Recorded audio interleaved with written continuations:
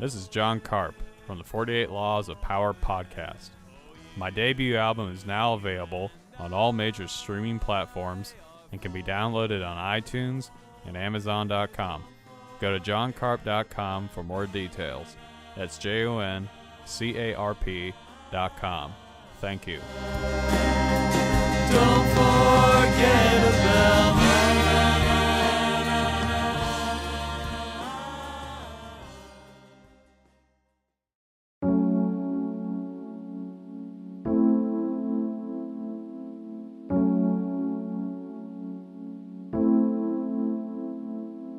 What's going on, everybody? You tune in to the 48 Laws of Power podcast. My name is Rudy Malumbo. And I'm John Karp. Let's get right into this book. This episode, we're going to do Laws 25 and 26. Law 25 is recreate yourself. The judgment is do not accept the roles that society foists on you. Recreate yourself by forging a new identity, one that commands attention and never bores the audience. Be the master of your own image rather than letting others define it for you. Incorporate dramatic devices into your public gestures and actions. Your power will be enhanced and your character will seem larger than life. All right, cool. Well, Robert Greene gave two observances, though I think one observance perfectly illustrates the meaning of this law. And I found while reading this that there were essentially 5 steps to applying this law. And I think after I read the observance, we'll go through those steps and see how they applied to this particular observance. Oh, definitely. That we can, kind of expand the conversation from there. Okay. So the observance I'm choosing to examine here is of this woman whose name was Aurore Dupin Dudevant, who is this French woman who was a wife, but her real ambition was to be a writer. Mm-hmm. So she left her family and her husband and decided to move to Paris to pursue this writing career. Well, she quickly found out that, being in Paris as a single woman, your access to would either came from 3 things. Either you were married, you inherited the money, or you were a prostitute, right? Yeah. So basically she wasn't willing to be married. She didn't have an inheritance, and she wasn't willing to be a prostitute either. Mm-hmm. And on top of that, she was finding it hard to be taken seriously as a writer, particularly by editors, and because it was thought that women writers were only really appealing to women, that nobody else would take them seriously. So basically the idea was that women wrote for women, that their literature was second-rate literature, basically. Yeah. And as a matter of fact, this is best demonstrated to when she first showed her writing to an editor. The editor said to her, "You should make babies, madam, not literature."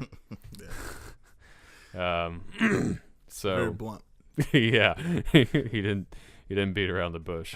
So Dudevant decided that she would write under a different name, and she chose a male named George Sand. And the book that she wrote under that pen name, Indiana, was a bestseller, right? Yeah. So, and not only that, but she decided to kind of embrace this whole male writer image, because she was already wearing men's clothing and writing pants because it was a lot more comfortable for her. Mm-hmm. But so she started to just make a point of wearing those clothes more frequently and added to that wardrobe. And she started doing things like smoking cigars and drinking, I think it was like whiskey or whatever. And, using dirty language. And just chit-chatting with the guys, Right, the fellas. And she actually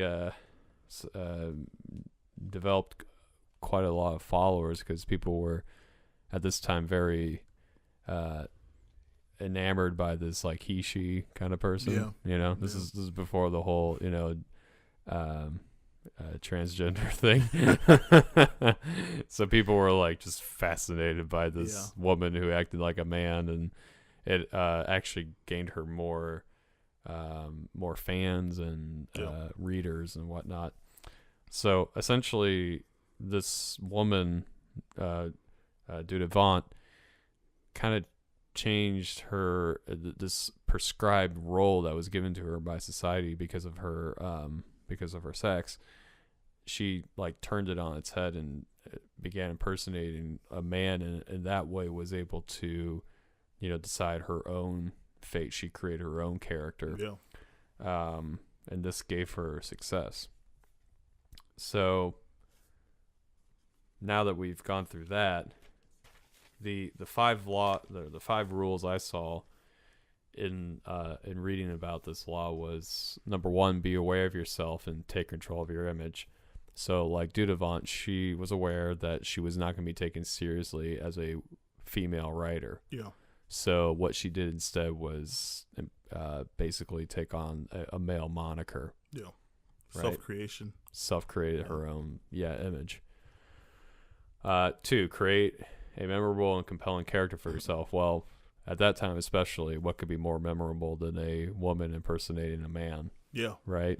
In fact, some people were so convinced of her impersonation they actually thought she was a man. Yeah. That's how good at it she was. And just the simple fact that she was blurring the lines of, especially back then, I would imagine that something like your sex was something that was so defined and so, like, you know what I mean, so well defined. Like, women were supposed to look a certain way, men a certain way. So for someone to deliberately kind of blur that line where it's like, oh, you know, it's a man but kind of has some feminine features, it kind of draws a lot of people in. Yeah. I'd imagine. Understand and master the art of rhythm and timing in order to make yourself a more memorable figure. Play up the drama. So she definitely played up the drama of this very unusual woman impersonating a man. Absolutely. And the timing was pretty perfect too. Like if she did that today, it probably wouldn't be as effective. And she wouldn't have to do it today. But absolutely, if you know, if for some reason she decided to get more readership, it probably wouldn't work as well. Yeah, the interesting thing is, I mean, you look at someone like singers, I think back in the 80s used to kind of pull off something kind of similar where, you know, there'd be a bunch of men who kind of, you know, would be a little more feminine, like a lot of the hard rock guys. Yeah, like Prince or like Prince, David Bowie to an extent. Exactly, yeah. So it's, you know, Marilyn Manson. Again. Yeah, there's quite a lot of examples of that. So number 4, be sure not to overact or play up drama too much. Do not show your full hand all at once. Well, I mean, in her private life, it's not like she was like the first, or not the first, but it's not like she was like a proto transgender woman. She's still very much identified as a woman. Yeah. She just kind of acquired this public persona just to sell books, really. Yeah. Like, cause like in her private letters, she definitely, you know, expressed her femininity. Yeah. But you know, I think so. She wasn't really showing who she really was. Yeah. I feel like there's also that delicate balance between, because I feel like with this law, with recreating yourself, you're since power is all about appearances, you're really creating a character that doesn't necessarily have, you know, your characteristics, but just has characteristics of that, you know, maybe your audience, you know, might like, things like that. So there's kind of a delicate balance between trying too hard to make that character stick, because, you know, people will see that, you know, they'll see that you're trying too hard. They see that you're putting forth too much of an effort, which kind of is kind of the anti-power characteristic of that. So just kind of making sure that you're able to kind of deliver on your character without trying too hard, without making it obvious that you're trying too hard to sell the character, I guess, in a way. Yeah, I don't think I didn't get the impression that she overdid it. I think she did just enough to keep that persona going. Yeah. I don't think she was like going out of her way to, you know, be like, hey, I'm a woman impersonating a man. I think she just did it just enough to, you know, acquire that mystique and also to acquire publicity. Absolutely. Because, you know, like I said, in her private life, she was very much a woman. Yeah. So I think she did that quite well. And then number 5, learn to play many roles to be whatever the moment requires. Well, her whole story is about that. Yeah. You know, Yeah, definitely. you know, I dress up like a man and so I can sell my books, but at night, you know, I like to do whatever female things are. I don't know. Definitely, yeah. Yeah. I think her story pretty much encapsulates that last that last little law, bit, yeah. So, but you know, what do you think of this law? I think, well, the first thing that I thought when I was looking through this was of Law 6, which is to be seen at any cost, to court attention at any cost. I think this kind of dives into, I guess, how to do it. There's definitely kind of the analog between creating a character that no one really gives to you, but you kind of having that awareness to create a character that maybe will galvanize the public, and theater, you know what I mean? So there's kind of that analogy that they're talking about. So you kind of doing that in real life. And so there's also all the little things like you know, they talked a lot about the things that Caesar would do. Like we talked about the using timing and things like that, and how he kind of, the way he would give speeches, he would tell it in a way where he kind of speaks fast and he slows down and you know, and makes and says a few words kind of dramatically in order to make people hang on to his very word. But really the main thing I got from this was essentially how to court attention at all costs by creating a character that galvanizes an audience in a way. And, you know, the character doesn't really have to be, the character could be something completely independent of you. It doesn't have to really have any of your characteristics. You know, it could be something completely foreign, you know, the same way, you know, the same way, you know, the lady did with the George Sand character. So I think that was the first thing that came to mind, and how you kind of see, you know, some of these laws kind of expounding on other previous laws. Mm-hmm. I think that was my main takeaway from that. Yeah, I think so. And I kind of read this as more of a personal manifesto in a way. And he even mentioned Abraham Lincoln in this, and he talked about how Abraham Lincoln kind of obviously came from the countryside, but obviously had ambitions of being a lawyer, and eventually, of course, president. But he kept that kind of homespun feel, and that won him a lot of admiration. Absolutely. Because it was like, oh, he's like us, but yet he knows a lot about this, and he has a high image of America, and you know, that really endeared people, especially since most of the people were had his same background. You know, they grew up in on a homestead as well. He was the first president to apparently wear a beard, is what they said. Yeah. He had photographs taken and would spread the photographs around. Mm-hmm. Even that whole top hat thing was part of the whole shtick. Yeah. So really, he kind of created it was his, you know, because he was from the country and stuff, but he put forth that image of me as the country guy. I'm just like you guys. Yeah. And I mean, I think that's really great, like that, because especially if you're from the country or a rural area, people, and I've experienced this, people just automatically assume that you're not intelligent or you're not sophisticated or whatever. Yeah. But oftentimes it can be the complete opposite. Yeah. And what's great is when you know that you come from a certain environment that people are going to make assumptions about, but you just go ahead and do your own thing, and you know, live the life that you want to live, and all of a sudden people become very enamored by you Yeah. because you come off as, well, he speaks this way, but yet he's talking about all these really highfalutin ideas. Maybe there's more to this guy than I'm initially making off. Yeah. Absolutely. And I think that's just one of those. I think it's one of those great things when people are able to rise above the generalizations that society puts on them, Absolutely. right? Yeah. Or like, and I think that extends to just about everything. I mean, like most people wouldn't think of women as being, MMA fighters, but then you have like Ronda Rousey doing it. It's And there's a whole just league of women fighters. that's right. There's a whole ton of them.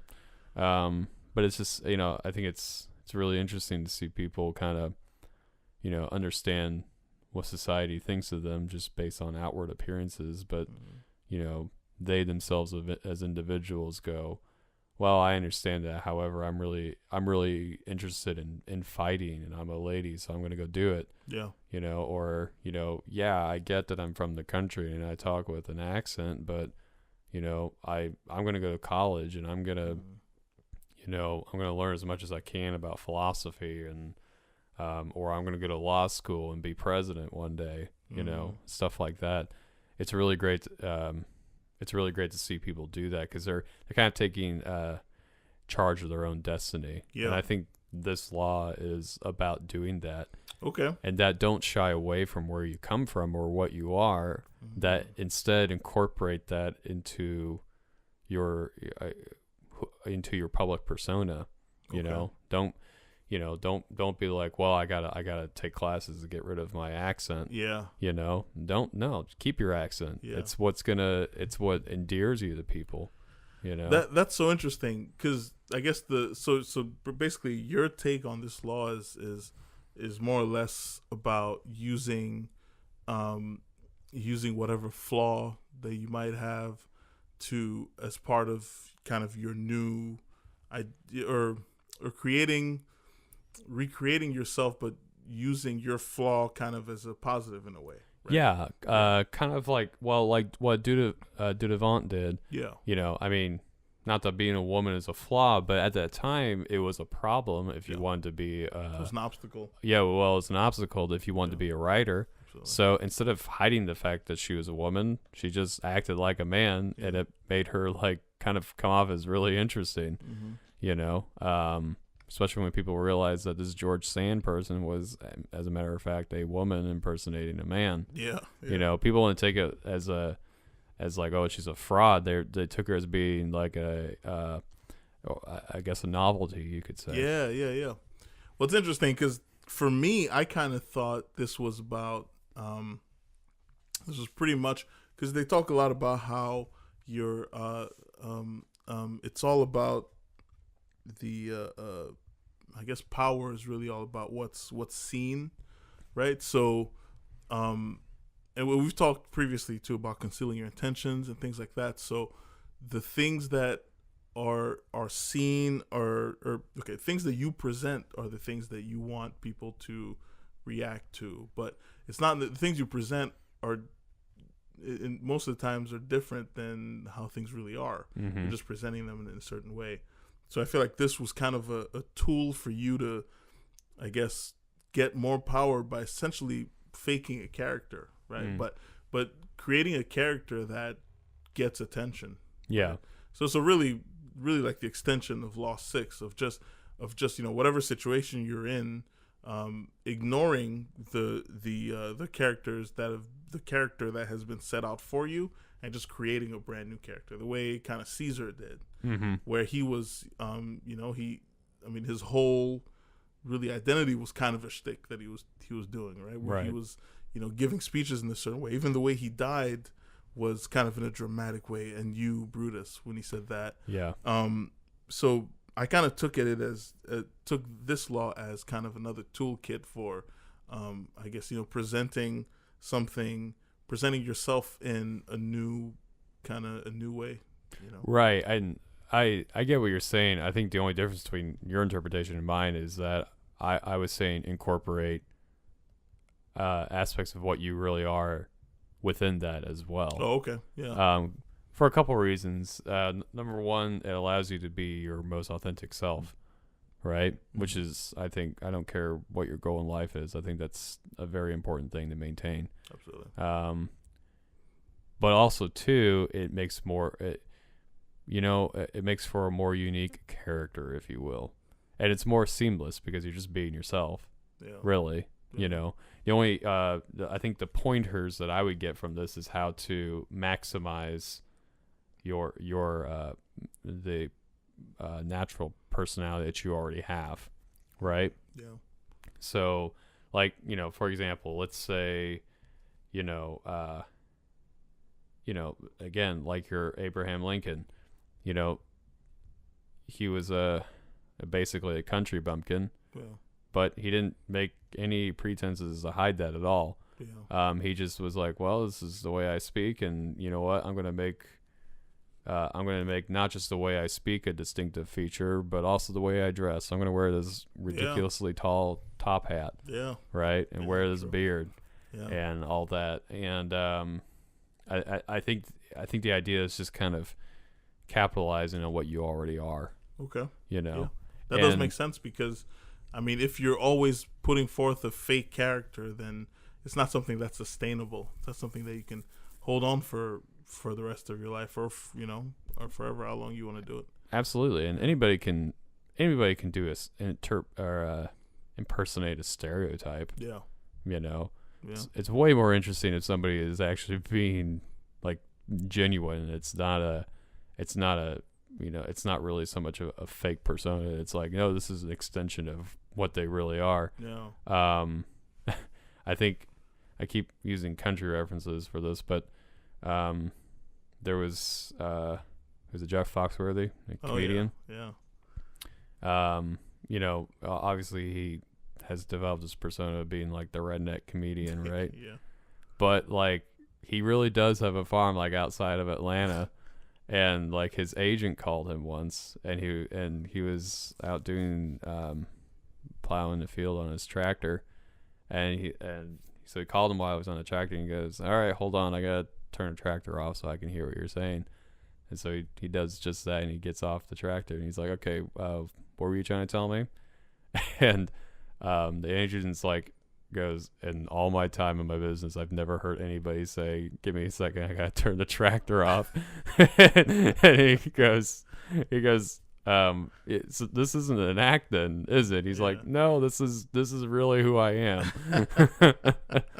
And but it's kind of accentuated. It's accentuated though. Yeah. Comedic effect, I guess. Yeah, well, it is like, that's the thing, is like who he is on stage it's who he is in life, but it's like an exaggerated version of himself. Definitely. Like he's not as rednecky as he is coming off on stage. Yeah. But there's an element of truth within that as well. Definitely. Definitely. Well, that's interesting. So when we went through Law 6, the courting attention at all costs, there's two sections for that. The first part is just to be ostentatious and be seen. And the main thing there, what they were saying is, on your hunt for power or whatever, you want to, you want to be your authentic self, sure, but it's like there's a lot of people out there, so you have to stick out in some way. So the way for you to do it is really to let to do something that lets your authentic self out in a way, in whatever ways you might do that, but the plan is to do that, is to be ostentatious, so people can see your authentic self. So I kind of feel like there's a direct parallel with the George Sand example, where here's a woman who wants to be a writer, and it's like she wants her authentic self to be seen in a way, but she has to stick out in a way. So like you're saying, the George Sand thing was really kind of a novelty. People knew she was a woman dressed up as a man, but that's what brought them around. So so in a way, she kind of used Law 6 and 25 together, by kind of creating that character, because she used something that made her different, made her stick out, to I guess her audience. Yeah, right? definitely. That's kind of Yeah, those two laws. Yeah, court attention at all costs. That's law 6. I think that these two laws definitely are intertwined. Yeah, I think so too. Mm-hmm. Yeah. So, very interesting stuff. So reversal is The reversal to this law is there is no reversal. there is to no this law. reversal. Yeah. Yeah, so it's yeah. There's I don't even know what the reversal if this could be. But Green was pretty specific about it and just said there's no reversal. Yeah, he didn't go into a whole lot of detail about Yeah. it. I would say, yeah, there's not really a reversal, definitely, because, I mean, yeah. Yeah. I mean, what are you going to do? Like, there's nothing worse than people who, like, just completely are, well, I mean, you have to, in order to be a powerful person, you have to take your life into your own reins. If you let everybody determine what your place is in society, then of course you're never gonna Exactly amount to really anything, much less get power. Yeah. You know. I mean, imagine if everyone said to Devant, "No, you can't be a woman and a writer," and she was like, "Well, okay, I and guess she I'll just go. took it. Yeah, I guess I'll go back home and Exactly. be with my husband and kids." Yeah. You know. And live a life I hate. Yeah, and live a life I hate. Just because you say it so. Exactly. Yeah, definitely. You know. All right. I get that.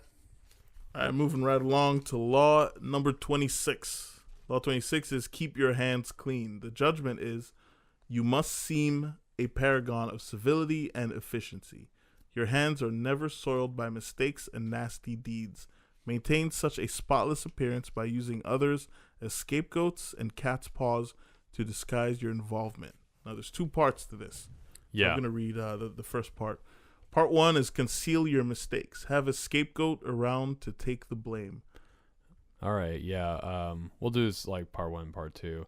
Go. So the observance that I think Green gave, again, 2 observances, and I think the best one for this particular part of the law was about this guy named General Zhao Zhao, who was he was a general about the time that the Han Empire was collapsing, and he was seeking to extend his power into central China, or the Central Plain region, excuse me. And he was in the process of trying to take this significant city. And in the process, he miscalculated the grain shipment, and so it was going to be delayed by quite a long time. And so he had to implement a food ration amongst the troops. Well, word started getting around, because when troops are hungry, they start, coming up with mutinous ideas. Oh yeah. Word was getting around that that Zhao Zhao really that there wasn't really a grain shortage. That Zhao Zhao was just keeping the grain for himself. And Zhao Zhao learned this from several spies he had going around his camps. So he was like, "Well, I really don't want a mutiny on my hands. That would really, not be good." Yeah. So he summoned his chief commissioner, and he asked his chief commissioner if he would very, kindly take blame for this grain shortage and be executed for his incompetency. And the chief commissioner's like, "Why would I do that?" And Zhao Zhao's like, "Listen, I need you to do this for me, because otherwise I have a strong feeling we're going to have a mutiny on our hands." And the chief commissioner's like, "And that's my problem, because..." And he's like, "Well, it's not your problem, but if you do this thing for me, I'll make sure that your family's taken care of." And I guess that was a pretty sweet deal, because the chief commissioner agreed to this. Yeah. And he was beheaded, and he became the scapegoat for this grain shortage. And this worked twofold, because there were people who believed this, and they're like, "Oh, it was the chief commissioner's fault. Okay, well, he's beheaded, and everything, the grain's going to get here, so no worries, right?" And then, but those who saw through the ruse were like, oh, he just used this guy as a scapegoat and Yeah. had him executed. I think, maybe we shouldn't like try to start a mutiny, because if he did that to a guy that he uses as a scapegoat, imagine what he would do to us. The second in command. Yeah. Yeah. And we're just lowly, peasants, like, or people in the army. Yeah. Yeah.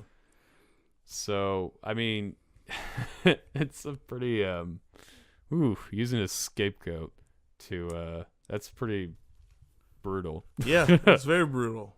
Very brutal.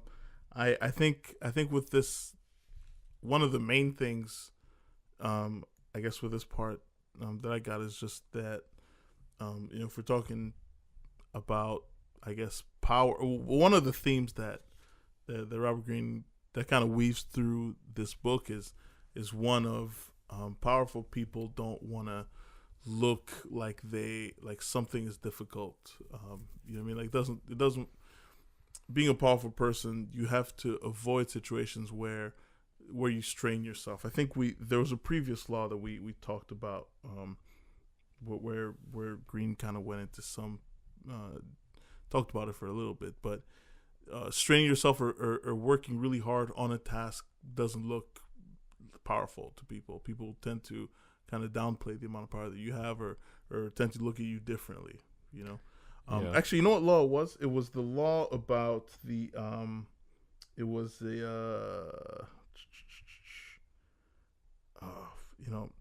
don't remember it off the top of my head, but That's all right. So the main thing to do here then is, whenever you're in a situation where you look foolish, or if you're or you're doing something wrong, to blame it on someone else. That way they attribute the good stuff to you and the bad stuff to the person that you're kind of pawning off in a way. So in the Cao Cao example, the second in charge, the second in command person was the person that kind of got all the blame for the bad stuff. But if everything was going well, then all the good stuff would go to Cao Cao. Yeah. So I think that's kind of where everything stems from here. Kind of having a fall guy in a way, and I mean we've seen this kind of play out in modern times. I mean, there's situations. There's certainly situations where, people in charge, world leaders, kind of put the blame on other people when things are failing. I mean, we have, I don't know.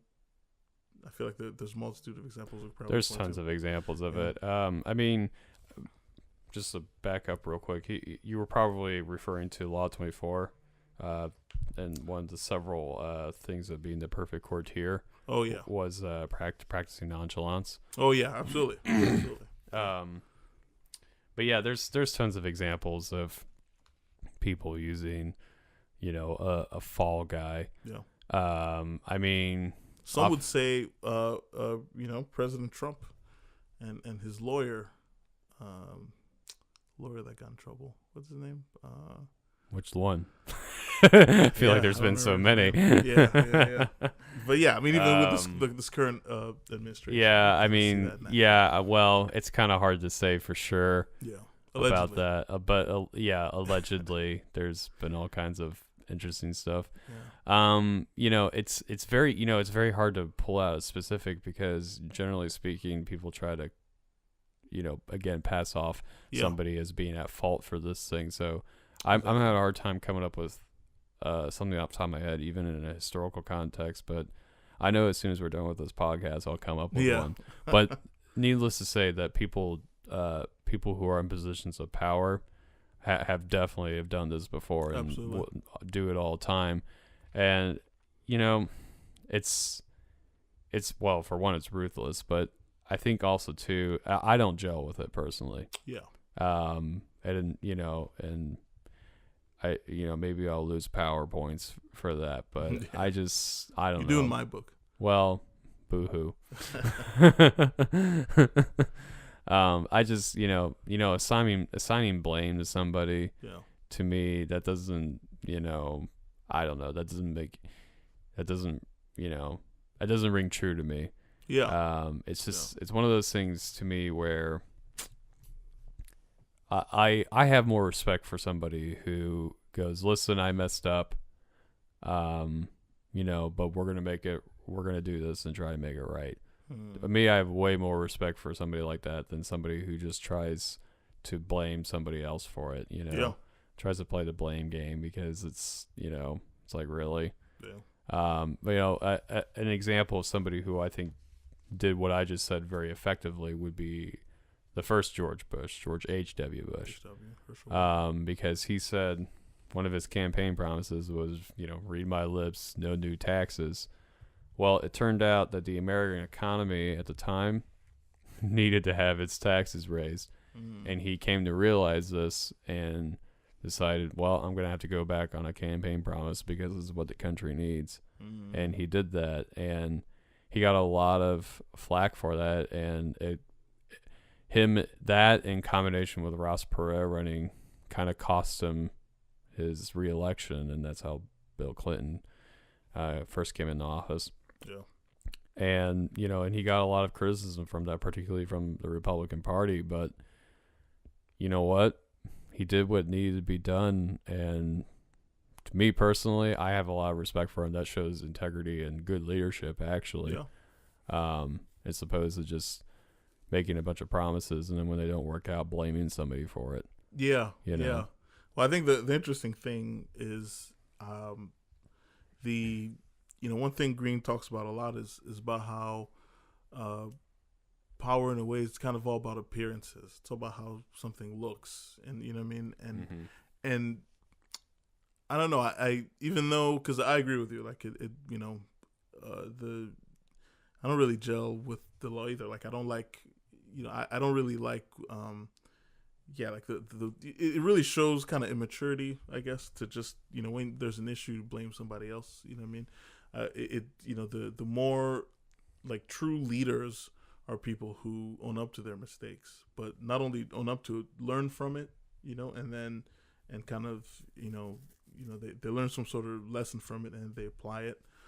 So yeah, I totally agree with you on that. But I kind of feel like maybe people respond more to someone like, I guess, so if we see everything that's going on in a situation, we can tell, oh, this person messed up here and he's blaming someone else for his mess up. But if we don't see that and we just see something went wrong and the leader is firing someone else or is beheading somebody else, maybe we respond more to just, oh, that person messed up, so the leader is taking care of that person. That person gets more power in my book. You know what I mean? Like, I feel like people respond, like, without understanding the full scope of the situation, people might respond more to a leader who cuts heads off than to a leader who says, oh, I messed up, but I fixed it. Do you know what I'm saying? Well, that's the idea. That's exactly the idea of this. Yeah. And obviously people in positions of power do just that. But at the same time, and we might be getting to the reverse a little bit in talking about this, but at the same time that can backfire and actually really discredit you. And, but that's getting into the reversal. And that all might be true, but at the same time, I feel like you also can get a lot of respect by just being honest about your mistakes. Yeah. So it's just, it's one of those things where I personally don't gel with this particular aspect of the law. I definitely don't either. But you know what? I'm not going to agree with everything. Yeah. And the thing too is, this is, kind of just how the world is too. I think that's definitely how what Green's trying to say about how that these situations are the way things are out in the world, and it's good to have the knowledge to kind of be, defensive, to play defense against it. Yeah, that's a common theme we bring up in this podcast, that, just because you and I disagree with this particular... Doesn't mean people don't do it. It does, yeah, exactly. It doesn't mean that people don't do it, and it's something to be aware of and to look out for. Definitely. For sure. So I would file this part of the law anyway into the be aware of this for your own defense. Absolutely. Now, part 2 is pretty interesting. Now, part 2 is make use of the cat's paw. So, the cat's paw is in reference to a fable that it's most notably the most notable version was by this guy called Jean de la Fontaine, and he wrote about it in this book Fables from 1679. But it's very likely this fable dates back much earlier. Okay. But the fable goes like this. The fable is about a monkey and a cat. Okay, and this monkey convinces this cat to fish out some chestnuts that are roasting by this. They're roasting in the coals of this fire, right? Because the monkey's like, I'm not quick enough to get them out of the fire, but you're really fast at swatting things. So if you get these chestnuts out of the fire, I'll share these chestnuts with you. Yeah. And so the cat agrees to this, and as it's flicking the chestnuts out of the fire, the monkey quickly gobbles down the chestnuts. And eventually the cat gets no chestnuts, and ends up burning its paw in the process of fishing out these chestnuts. And well, he never gets any chestnuts at all because they get chased away by this maid. Yeah. So the idea of using the cat's paw is using somebody else to do, your dirty work. Your dirty work, or basically letting them damage themselves while you get the rewards. Absolutely. So it's not quite the same thing as a scapegoat where you're putting blame on somebody. It's more like using somebody to achieve your ends. Yeah. Right? Absolutely. Now there's two ways you can do this that I have found in this book, and one is to save your appearance, and the other is to save energy and effort. And Robert Greene gives he gives 3 observances, and I think I'll end up mentioning the third observance as well. But 2 of them apply to the ways that you can use the cat's paw, and the way that it's used in order to save your appearance is best demonstrated in this observance that he mentions about Cleopatra. And what Cleopatra did was basically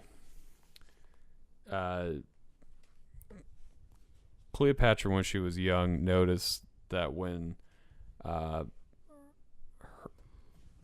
father Ptolemy the 12th was exiled from her elders, when Ptolemy the 12th was exiled by his own children, rather, she noticed that it didn't end up working out for her elder siblings. That's what I was trying to say. Because one of the daughters, Berenice, she emerged as the leader of this rebellion that pushed her father out, and she ended up imprisoning her other siblings, who were her sisters, and murdered her own husband, in fact. Well, this didn't sit well with the Egyptian people, because it's like, okay, first of all, you chased out your own dad, and then you imprisoned your sisters, and then you murdered your husband just so you can control the country. Yeah. Well, the heck with you, ladies. So they rose up in rebellion, and she was beheaded, and Ptolemy came back to power, Ptolemy the 12th. Well, when Ptolemy died, Ptolemy the 13th took the throne. That was his son. And he married his sister Cleopatra.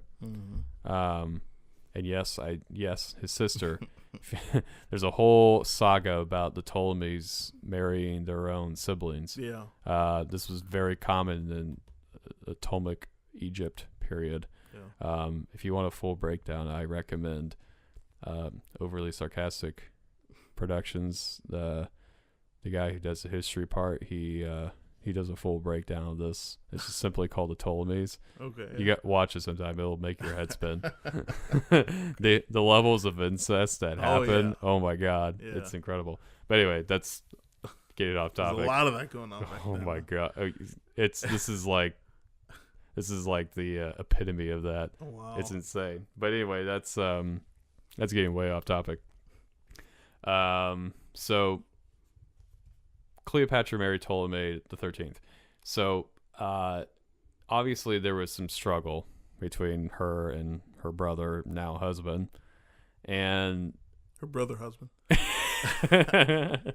and because they each really wanted complete control of Egypt. Yeah. So eventually Ptolemy exiled Cleopatra, but he made sure not to kill Cleopatra because obviously that had terrible consequences. Last time a sibling, killed their husband / possible brother. And so anyway, so Cleopatra just stayed in exile and bided her time and plotted her revenge / take over the country. And this came when Caesar came into Egypt. Mm-hmm. And so she seduced Caesar, and basically he was very keen on replacing her back on the throne because he was under her feminine wilds. Yeah. And Ptolemy was not happy about this, so he raised up an army, and in response, Caesar put Ptolemy and the rest of the family under house arrest. But Cleopatra's younger sister, Aristone, then took control of the army and continued on its rampage against Caesar and his forces. And in the process, Caesar routed those forces. Ptolemy in the retreat ended up drowning in the Nile, and Aristone was captured and sent back as a prisoner to Rome. Yeah. And then when Caesar, met his fate in Rome and said et tu, Brute, and all that, Cleopatra got another fella under her feminine wilds. Yeah. His name was Mark Antony, obviously. And she kind of hinted to him that Aristone was conspiring to destroy him. Yeah. So, and Mark Antony believed her, so he had Aristone executed. And this left Cleopatra basically as... No rivals, really. Yeah, basically. Yeah. She did have one other sibling. It was her younger brother. Yeah. That she married, and he was 11 at the time. And but then he, as Robert Greene puts it, mysteriously died of being poisoned. So, interpret that what you will. Of course. So, but anyway, that left her as being the sole heir of Egypt, and she was able to really actually maintain quite a lot of actually was able to maintain independence for Egypt. Okay. Somehow she managed to because Caesar's goal initially was to turn Egypt into a Roman colony. Yeah. And she somehow, through her various means of seduction and manipulation, was actually able to keep Egypt independent through her reign. Now, that didn't last after she passed away, but, at least during her reign, it did, and it flourished as a country as well. Yeah. So that's the example of using a cat's paw to, not damage your reputation, because, as Cleopatra found out, trying to kill your own siblings and relatives to gain power. It doesn't sit well with people, Yeah. It's rare for you to have other people do it and then go, they did it. I don't know. I was just hanging out. I was just, hey, you know what? That's not on me. Yeah. And, I think a lot of people do that. They get other people to, a lot of people in power get other people. 1,000,000%. Yeah, get other people to do the dirty work for them. Yeah, I've been watching, I've been binge watching Breaking Bad, the TV show. Mm-hmm. And yeah, every episode on that show is essentially about this, about people using kind of a cat's paw. The show obviously has, Walt is the, he cooks meth and all that, but he works in a system where the first season he works in a system where he he hires, the kid next door to sell it for him. So while he's this family man / chemistry teacher during the day, this kid he hired goes out and sells drugs to people, and he gets shot at. People try to rob him, all that stuff. But on the surface, Walt stays clean because he's above all that craziness, and he can still be the likable family guy. Oh yeah. And so it's obviously that's just a small example of just people using that in everyday life. Yeah, absolutely. Yeah, that's very common amongst drug dealers and Absolutely, yeah. yeah, and pimps even too. Yeah, to a definitely. degree. They're not getting in there doing the dirty work. Exactly. They're profiting Let me off get of the it. Profit. Yeah. So, and then the other part of using the cat's paw to save energy and effort is illustrated by Robert Greene when he talks about the civil war in China between the nationalists and the communists. Mao Zedong. Yeah. Mao Zedong being the leader of the communist faction, and then this other guy called Chiang Kai-shek, who is the leader of the nationalists. And Kai-shek was very determined to wipe out the communists. He made a pledge that he would kill every last communist in the country. Yeah. Which is a little extreme, but do what you gotta do, I guess. But anyway, and he was actually very nearly accomplished this and was able to route the communists into the remote northwestern part of China, and was having great success until Kai-shek's own forces mutinied and turned him over to Mao Zedong and the communists. This, however, happened just as the Japanese were invading China. This is during Imperial Japan, right? So this is like just before World War II. Yep. Like the massacre of Manchuria, the whole thing. So anyway, so Mao Zedong proposed a deal because we have these invading Japanese coming in. He's like, well, I'm not going to kill you, Kai-shek. And as a matter of fact, we're going to let you go. We're going to recognize you as the commander of not only your forces, but our forces as well. And we'll team up and fight off the Japanese. And Kai-shek is like, great idea. Let's do that. And meanwhile, Kai-shek's like, this is awesome. Once I, beat down the Japanese, I'll turn around and destroy the Reds once and for all. Yeah. Right?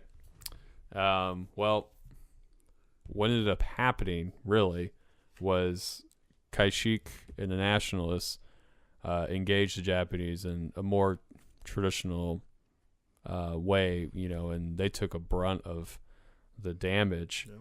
Meanwhile, Mao Zedong and the communists approached the Japanese in the way that they'd been fighting the nationalists, which was like hit and run tactics, so more like guerrilla style warfare.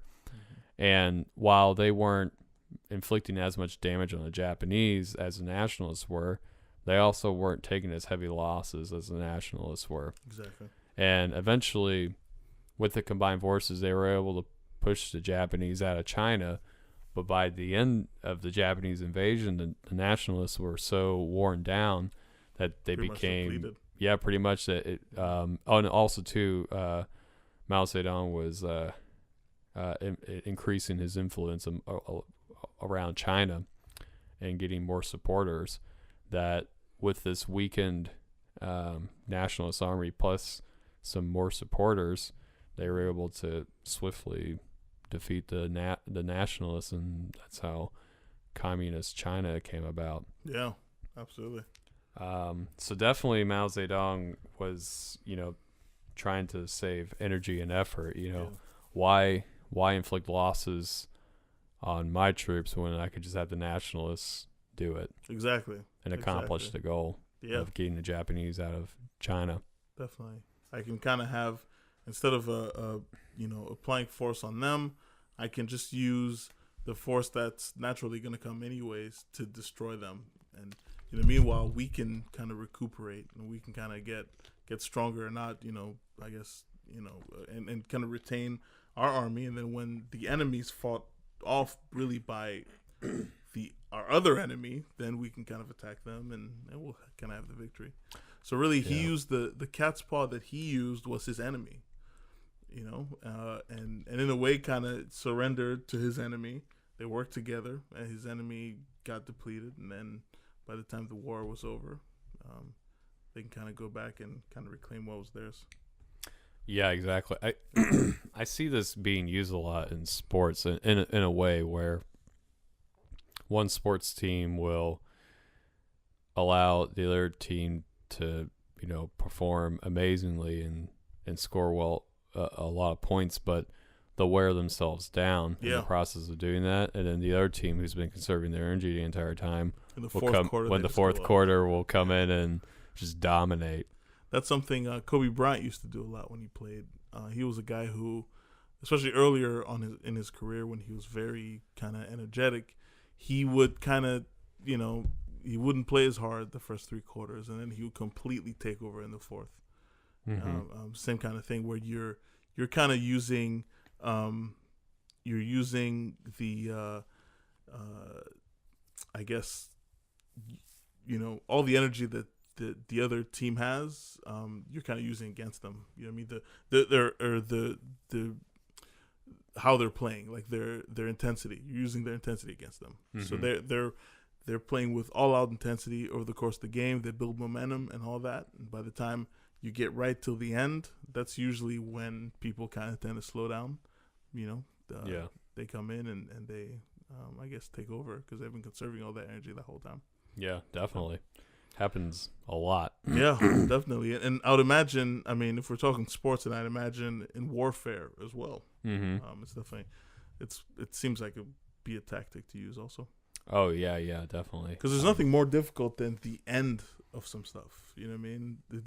Whether it's sports, you're running like a marathon or something, or like, if you ever watch kind of the 20-meter dash or whatever it's called, it's always like that. In the beginning, you see people running a certain way. Then at the end, that's kind of when everyone tries to capitalize and kind of win the race. So I feel like it's a good strategy to use to kind of use people's kind of tiredness at the end to your advantage. Yeah, definitely. And I in terms of applying this in life, these examples are kind of devious in a way. Well, Cleopatra's is. Mal's was really just kind of practical, I would say. But I think I think the best way to kind of look at this in a way that you can actually apply this in a realistic way is more about the power of delegation. Yeah. Right. So don't, try to get other people to do tasks for you. And I think that's what separates successful people from non-successful people in terms of like a business, for example. Yeah.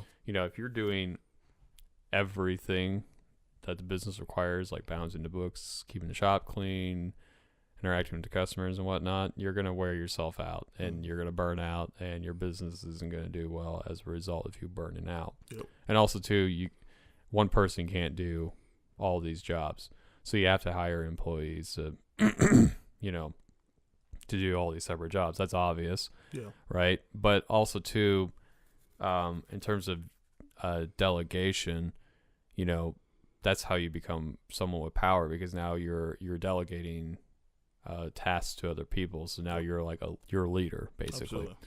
Absolutely. And it functions much better when you are able to delegate your workload, because you can get it done you can do it a lot more efficiently. Absolutely.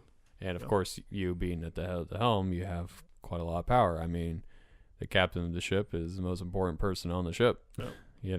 Because you get the credit. And you get the credit. Yeah, that's the best part about it. You get the credit, even though you're not sweating nearly as hard as the people raising sales and all that, but you're getting the credit because you're you're leading this ship, right? Absolutely.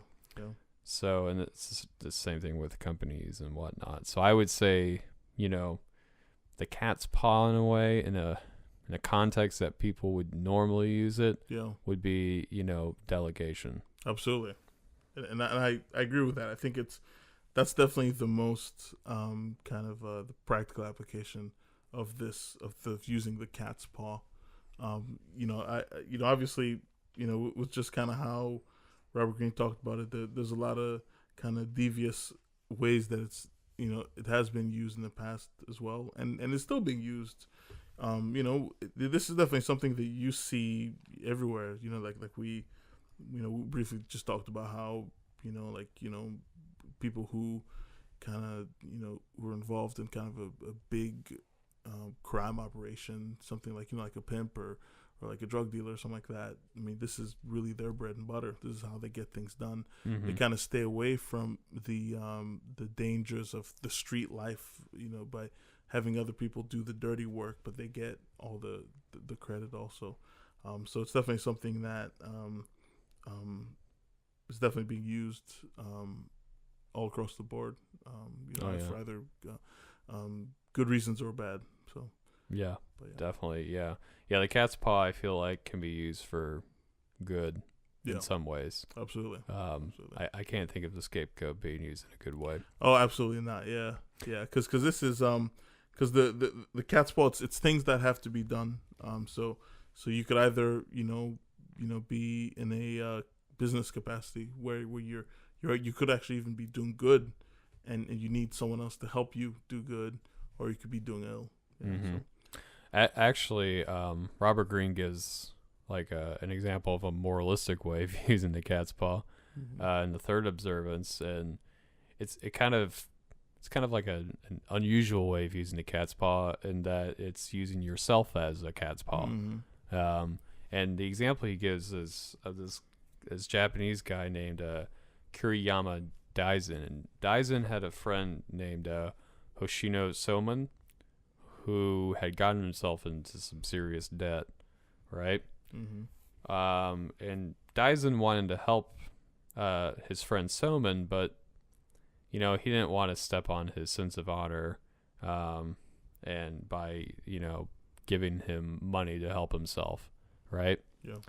And or to help Soman rather, because Soman would be offended by that because be a stain on his honor. This is a time in Japan when honor was a big deal. Yeah. Right. People were killing themselves if they didn't have enough. Yeah, that kind of thing.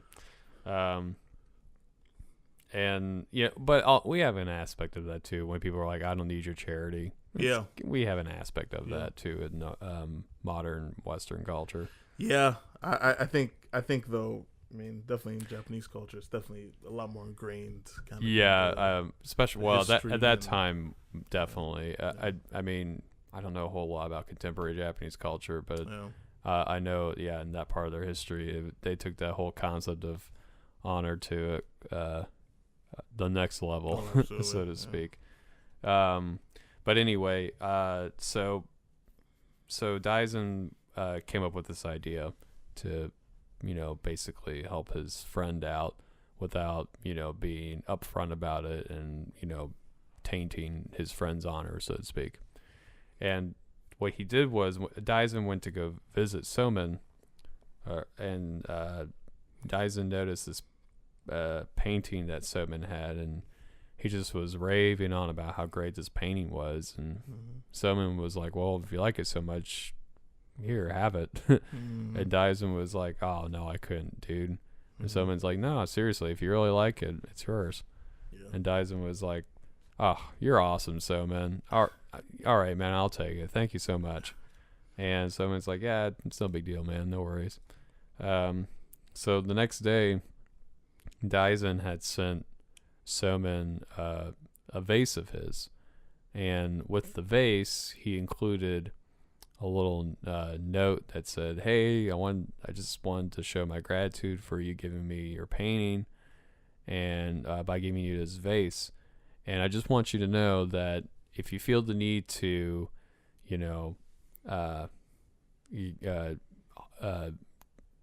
basically get rid of the vase for money or to pay off a debt or whatever, it would not offend me at all, or if you don't, just so you know." Yeah. And Soman was like, "Oh, okay, I see what Daisen's doing here." But at the same time, Soman was like, "Well, that's very gracious of my friend to offer me this without, blatantly doing so, right?" So Soman took advantage of this, and he gave. It just so happened that the guy that Soman was indebted to was looking for a vase like this. That I guess was like from some emperor or something. I can't remember if it was an emperor or some very important guy. In any case, and he had this particular individual had been looking for this vase, and Soman presented this man with the vase, and the man was like, "Oh my God, where did you get this?" And he was like, "Oh, a friend of mine gave it to me." And he's like, "Oh, what do you want in exchange for this?" And he's like, "Well, you could forgive my debt." He's like, "Done." Yeah. And so in that way, Daisen was able to help his friend pay off this debt with this, non-blatant gesture of giving him a vase. Yeah. Which is an interesting way of using the cat's paw tactic. Using yourself as a cat's paw. Yeah. Definitely. I always, it's funny with all these laws and these examples, I always tend to connect them with, previous laws and things like that. But, one thing I thought about when I was reading through that is about, I believe it's Law 8, kind of using actions instead of words, kind of how your actions tend to be more effective than words or symbols or things like that. So he achieved more by just sending out that by sending him that vase than he would by trying to convince him to take his money. He was able to just do something and get the point across, and kind of you didn't have to battle against kind of an egoic, like, "Oh no, I don't need your charity," or something that would resist him on that level. So that's definitely kind of the one of the things I thought of while I was reading that. But I think it's but I think it just further extends the cat's paw. I guess the practical examples that you could use that. Yeah, I mean, like, kind of the idea of if you do something for someone, it kind of earns you, karma points with that person. Yeah. They're more likely to help you out of a jam. Yeah. Also, it's kind of one of those things that it's kind of using yourself like as a cat's paw, but it's kind of, well, let me put it this way: when the monkey, instead of the monkey just getting the chestnuts and the cat not getting anything, the cat can kind of use itself, and the monkey might remember that and return the favor one day. Exactly. Yeah. So it's kind of a reversal on that story. Yeah. In a weird, or nice. Well, different. It's like it's like if somebody else just took that story and Disneyfied it. Yeah. Very true. Well, reversal time. Let's do the reversal. The reversal for law number 26. For the cat's paw and for the scapegoat.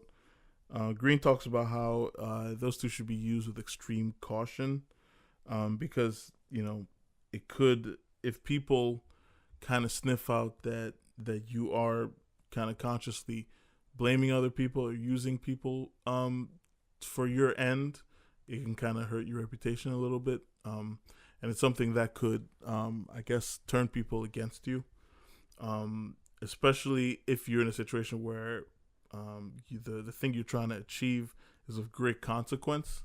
If the consequences are a little bit minor, people can kind of I guess overlook it. But if it's something of great consequence, the person that you're using as a scapegoat or a cat's paw could actually become kind of I guess like a martyr in a way. Mm-hmm. So to be very delicate when using that and try to avoid situations where the person could essentially be kind of mortified because of you.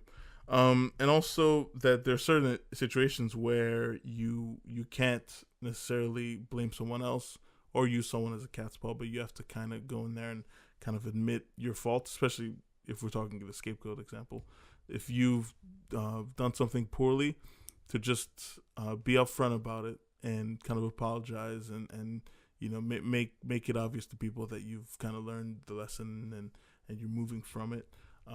People will tend to kind of, like we were talking about a little bit earlier in the example, but people will kind of tend to respect you a little bit more, and since it shows integrity to go up and kind of put it all out there that you've messed up at this thing.